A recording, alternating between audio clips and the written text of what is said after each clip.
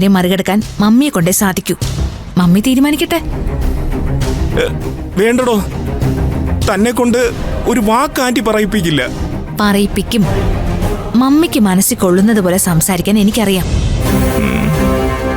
വിജയ് ഒരു കാര്യം ഉറപ്പിച്ചോ, ആര് പറഞ്ഞാലും നമ്മളോടിറങ്ങാൻ മമ്മി പറയില്ല.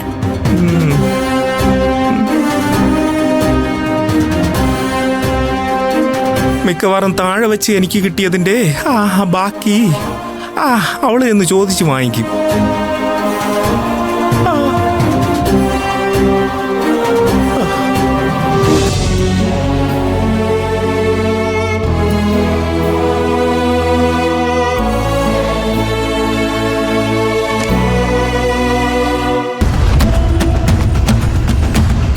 മമ്മി.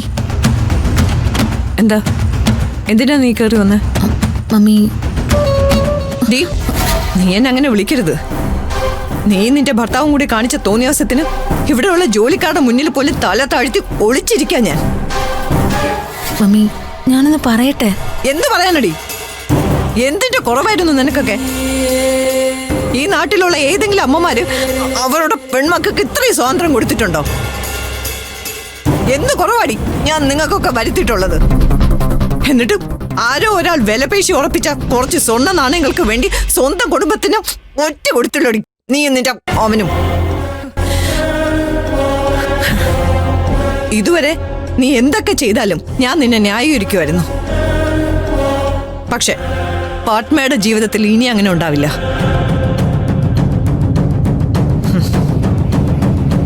സൂര്യ എങ്ങനെ റിയാക്ട് ചെയ്യുമെന്ന് എനിക്കറിയില്ല. അതിനു മുമ്പ് നീ നിന്റെ ഭർത്താവും കൂടി ഇവിടെ നിന്ന് ഇറങ്ങാൻ നോക്ക്. പറഞ്ഞു കേട്ടില്ലേ? പോവാം മമ്മി, പോവാൻ തീരുമാനിച്ച് തന്നെയാ ഞാൻ മമ്മിയുടെ മുൻപിലേക്ക് വന്നത്. അതിനു മുൻപ് ഞാൻ എന്തിനാ ഇത് ചെയ്തതെന്ന് മമ്മി അറിയണം. സൂര്യ കോട്ട് ചെയ്ത എമൗണ്ട് ഞാൻ അവർക്ക് വിളിച്ച് പറഞ്ഞു കൊടുത്തത് അവരെനിക്ക് തന്ന ഗോൾഡ് കോയിൻസിന് വേണ്ടിയല്ല. അതെനിക്ക് പിറന്നാൾ സമ്മാനമായിട്ട് മമ്മി തരുന്നതിന്റെ അത്ര പോലും ഇല്ല. എന്നിട്ട് ഞാനത് ചെയ്തു. എത്ര കാലമായി മമ്മി സൂര്യയുടെ മുൻപിൽ തോറ്റ് തലകുണിച്ച് നിൽക്കാൻ തുടങ്ങിയിട്ട്. അവൻ നന്ദിനിയുടെ കഴുത്തിൽ താലി കെട്ടിയ അന്നു മുതലേ തോൽക്കാൻ തുടങ്ങിയതല്ലേ മമ്മി? ഒരു തവണയെങ്കിലും മമ്മി ജയിച്ചിട്ടുണ്ടോ? സൂര്യയും മമ്മി തമ്മിൽ വെല്ലുവിളി നടന്നപ്പോ അതിലെങ്കിലും മമ്മി തോറ്റു പോരുതെന്ന് ഞാൻ തീരുമാനിച്ചു. മമ്മി അവന്റെ മുൻപിൽ തോൽക്കാതിരിക്കാൻ വേണ്ടിയാ ആ കമ്പനിക്കാർക്ക് ഞാനത് പറഞ്ഞു കൊടുത്തത്. പിന്നെ മമ്മി പറഞ്ഞില്ലേ, ആ ടെൻഡർ കിട്ടിയതുകൊണ്ട് നമ്മുടെ കമ്പനിക്ക് ലാഭമൊന്നും ഉണ്ടാവാൻ പോകുന്നില്ലെന്ന്. അപ്പൊ ഞാനത് ഈസി ആയിട്ട് കണ്ടു. തോറ്റ് തലകുനിച്ച് വന്ന അവൻ മമ്മിയുടെ കയ്യിൽ വളയിട്ട് തന്നപ്പോ ഞാൻ അതിന്റെ പേരിൽ അഭിമാനിച്ചവളാ. അത് മമ്മിയോട് എനിക്ക് അത്രയും സ്നേഹം ഉള്ളതുകൊണ്ടാ. അവരോട് ഞാൻ എനിക്ക് സമ്മാനം വേണമെന്നൊന്നും പറഞ്ഞിരുന്നില്ല. അവരങ്ങനെ അയക്കുമെന്ന് ഞാൻ പ്രതീക്ഷിച്ചിരുന്നില്ല. ഇത്രേ എനിക്ക് മമ്മിയോട് പറയാനുള്ളൂ. ഇനി ഞാനും വിജയ് ഇറങ്ങിക്കോളാം. നിക്ക്.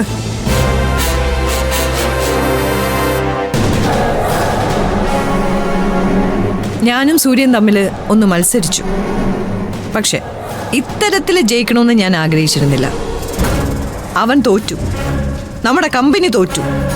ഇൻഡസ്ട്രിയുടെ മുമ്പിൽ നമ്മുടെ കമ്പനിയുടെ റെപ്യൂട്ടേഷൻ തോറ്റു. മമ്മി ഇതാരോടും പറയണ്ട. എല്ലാ കുറ്റം എന്റെ തലയിൽ തന്നെ ഇരിക്കട്ടെ. പെട്ടെന്ന് പുറത്തേക്ക് ഇറങ്ങിയ ഞങ്ങൾ ജീവിക്കാൻ കുറച്ച് ബുദ്ധിമുട്ടും. സാരില്ല, ഞങ്ങളൊരു വാടക വീടെടുത്ത് എവിടെയെങ്കിലും ഒതുങ്ങിക്കഴിഞ്ഞോളാം. ഒരിടത്തും പോണ്ട. ഈ വിഷയം പരിഹരിക്കാൻ പറ്റുമെന്ന് ഞാനൊന്ന് നോക്കട്ടെ. എന്നോടുള്ള സ്നേഹം കൊണ്ട് ചെയ്തല്ലേ. അപ്പൊ പിന്നെ നിങ്ങളെ ഒറ്റപ്പെടുത്താൻ എനിക്ക് പറ്റില്ലല്ലോ.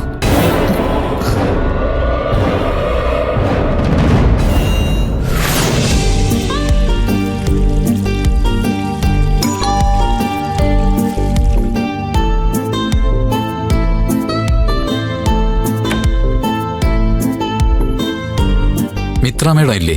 മിത്രയോ? ഞാൻ പ്രതീക്ഷിച്ചിരിക്കുകയായിരുന്നു. വരൂ. Thank you sir.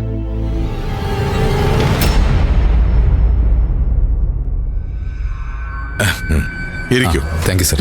മോളെ മോളെ,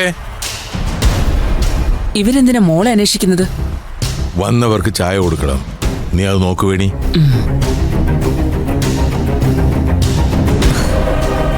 എങ്ങനുണ്ടായിരുന്നു ടെൻഡറൊക്കെ? സൂര്യ മുട്ടുമടക്കിയോ? അതെ സർ. നമസ്കാരം. ഹായ്. അങ്ങനെ 5ാം തവണയും ടെൻഡർ PVK ഗ്രൂപ്പിന് തന്നെ അല്ലേ? Thank you madam. Thanks allot.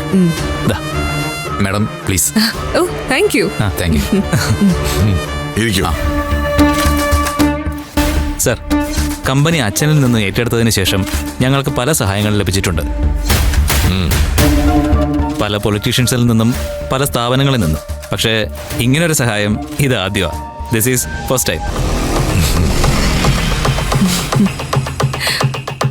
കൃത്യമായി സൂര്യ കോട്ട് ചെയ്ത എമൗണ്ട് അറിഞ്ഞതുകൊണ്ടാണ് വെറും 10 രൂപ വ്യത്യാസത്തിൽ ഞങ്ങൾ ആ ടെൻഡർ പിടിച്ചത്.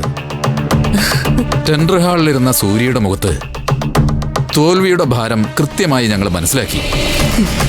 ആ കുടുംബത്തിനെ കുറിച്ച് ഞാൻ പ്ലാൻ ചെയ്യുന്നതൊന്നും പരാജയപ്പെടാറില്ല. മാഡം, സൂര്യയുടെ പിന്മാറ്റം കൊണ്ട് ഞങ്ങൾക്കുണ്ടാവുന്നത് വലിയൊരു ലാഭമാണ്. അതിന്റെ ഒരു പെർസെന്റേജ് മാഡത്തിന് തരണമെന്നാണ് ഞങ്ങൾ കരുതുന്നത്. നോ, ഈ ഒരു കാര്യം ഞാൻ പ്രതിഫലത്തിന് വേണ്ടി ചെയ്തതല്ല. Please madam. നോ സുബിൻ, ഞാൻ ഇതൊരു ലാഭത്തിന് വേണ്ടി ചെയ്തതല്ല.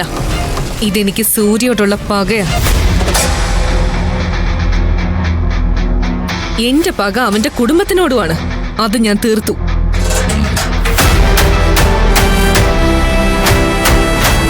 എനിക്കിതിൽ പ്രത്യേകിച്ച് അഭിപ്രായമൊന്നുമില്ല. നിങ്ങൾ തമ്മിലുള്ള ഇടപാട് നിങ്ങൾ തന്നെ പറഞ്ഞു തീർക്കുന്നു. സാറ് പറയുന്നോണ്ട് മറ്റൊന്നും തോന്നരുത്. സാറിന്റെ പിൻഗാമിയായി മിത്ര മേഡത്തെ രാഷ്ട്രീയത്തിലേക്ക് ഇറക്കട്ടെ. മേഡം ശോഭിക്കും. നോക്കാം. എന്നാ പിന്നെ ഞങ്ങൾ ഇറങ്ങട്ടെ മേഡം. ഇറങ്ങട്ടെ സർ. ഓക്കെ. ശരി സർ.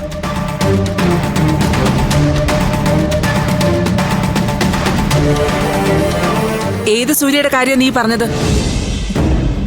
ഏത് കുടുംബത്തിന്റെ കാര്യം നീ പറഞ്ഞത്? എന്റെ സൂര്യയുടെ കാര്യം. എന്റെ സൂര്യയുടെ കുടുംബത്തിന്റെ കാര്യം. അതിനെന്താ? അച്ഛനും മോളും കൂടി എന്താ ഈ കാണിച്ചു കൂട്ടുന്നത്? നാണമില്ലേ നിങ്ങൾക്ക്? അവന്റെ കുടുംബത്തിന്റെ പിന്നാലെ ഇങ്ങനെ നടക്കാൻ? വേണി, അവൾ ചെയ്യുന്നത് അവളുടെ പ്രതികാരമാണ്. അത് ഞാൻ ഒരിക്കലും തടയില്ല. നിന്റെ ഭ്രാന്ത് മാറിയില്ലേ ഇതുവരെ? എത്ര തവണ ഞാൻ പറഞ്ഞു ഇനി അവന്റെ കാര്യം അന്വേഷണം നടക്കരുതെന്ന്.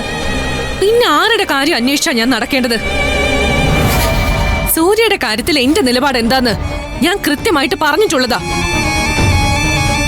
അതിങ്ങനെ ദിവസവും പറഞ്ഞുകൊണ്ടിരിക്കാൻ പറ്റില്ല.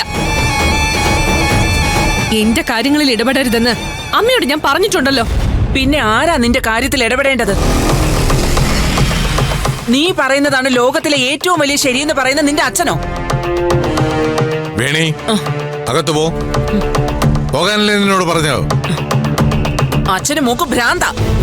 ചതിക്കാനും കൊല്ലാനും ഒക്കെ ഇറങ്ങി തിരിച്ചിട്ട് അവസാനം ബാക്കിയുള്ള ജീവിതം കൂടി സ്വന്തം മൂക്ക് നഷ്ടാവും. ഞാൻ പറഞ്ഞില്ലെന്ന് വേണ്ട.